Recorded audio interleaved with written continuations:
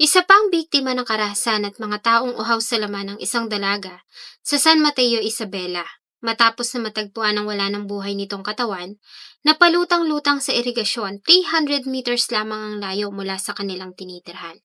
13 anyos na babaeng grade 8 student, ginahasa, pinatay at itinapon sa irrigation canal sa San Mateo, Isabela. Sa pagsusuri ng soko, lumalabas na pinalo siya ng matigas na bagay sa ulo. Saka itinapon sa irrigation canal, di kalayuan sa kanilang bahay. Ano ang nangyari sa biktima? At sino kaya ang walang puso na bumaboy at pumatay sa walang kalaban-laban na si Princess Diane Corpus? Bago ko po ipagpatuloy ang ating kwento, sa mga bago po sa channel ko at nais sa mga ganitong klase ng kwento ng krimen na nangyayari sa loob at labas ng ating bansa ay maaari pong pakipindot ang ating subscribe button at notification bell para ma-notify kayo pag may mga bago tayong upload na videos. October 27, 2020, ng pasado alas 10 ng umaga, nang makatanggap ng report ang tanggapan ng kapulisan sa Isabela tungkol sa natagpuang wala ng buhay na katawan ng isang babae sa irigasyon sa barangay Bella Luz, San Mateo, Isabela. Nang magtungo sila sa lugar, ay dinatan nila ang kalunos-lunos na kalagayan ng biktima, na agad din namang kinilala na ang grade 11 student na si Princess Diane Corpus. Si Princess Diane Corpus, o mas kilala sa tawag na Ces, ay pinanganak noong March 16, 2007 sa Isabela. Nag-iisa itong babae kaya naman talagang tinuring itong prinsesa ng kanyang mga kuya. Bata pa lang si Princess ay taglay na nito ang pagiging masiyahin. Sabi nga nila ay ito ang babaeng hindi nagsasawang tumawa. Simple lang ito manamit at tanging ang malalim nitong dimple ang kanyang palumuti sa kanyang bilugan at maamong mukha. Malambing din si Ces at palakaibigan. Hindi rin ito nagpapahuli sa paaralan at sinisiguro nito na natutumbasan ng matataas na grado ang nakukuha niyang suporta mula sa kanyang pamilya. Ang masayang pamilya nila Princess ay una nang sinubok ng sunod-sunod na mga pagsubok. Iniwan sila ng kanilang ama na sumama sa ibang babae. Ang kanya namang ina ay nagtungo sa Australia para mag-alaga ng mga apo na anak ng kanyang nakatatandang kapatid na doon na naninirahan. Si Princess naman ay naiwan sa kanyang kuya na nasa Isabela. Ayon sa kapatid ni Ces, noong October 26, 2020 ng alas 2 ng hapon, ay umalis silang mag-asawa para pumunta ng bayan dahil sa schedule ng prenatal check-up ng kanyang asawa na noon ay nagdadalang tao. Naiwan si Princess mag-isa sa bahay dahil sa may ginagawa itong module. Hindi pa masyadong nakaka-recover ang ating bansa noon sa pandemya.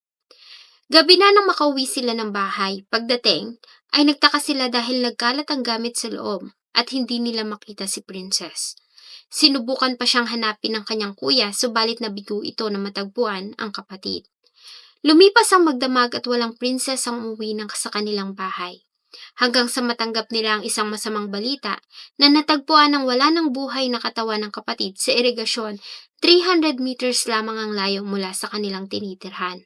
Nang iahon sa tubig ang katawan ay wala silang nakitang sugat, wala itong suot na pang-ibabang kasuotan, kaya una nang hinala ng mga pulis ay biktima ito ng panggagahasa. Agad na isinailalim sa medical legal examination ng katawan at base sa resulta ay positibo na ito ay ginahasa. Maliban dito ay lamog at may pasa din ito sa ulo na sanhi ng pagkakahampas ng matigas na bagay. Ang nangyari kay Princess ay mabilis na kumalat sa social media at sa Isabela.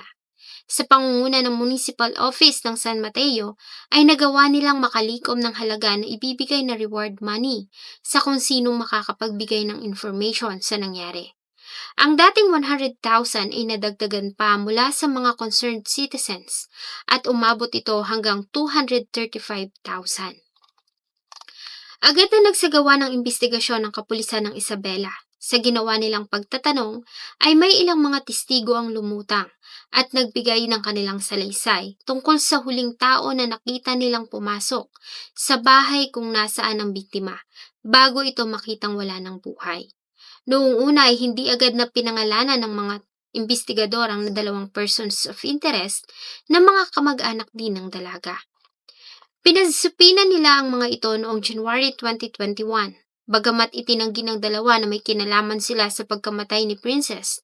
Ganun pa man ay kinuhaan ng dalawa ng DNA samples na maaaring gamitin para ikumpara sa DNA na nakita sa katawan ni Princess at sa crime scene. Ayon sa Soko, ay maaaring pinasok ang biktima sa loob ng kanilang bahay kung saan ito ginahasa. Subalit nanlaban ito, base na rin sa magulong mga gamit. Kaya doon na ito hinampas ng mga suspect ng matigas na bagay sa ulo. Nang matapos ay may nakita silang mga sinyales na binuhat ang katawan ng dalaga at bago ito itinapon sa irigasyon kanal, sa gitna ng palayan 300 meters lamang ang layo mula sa bahay. Sa nakalap na ebidensya at salaysay ng mga witness, ang dalawang persons of interest ay una ng sinampahan ng kasong panggagahasa at parricide.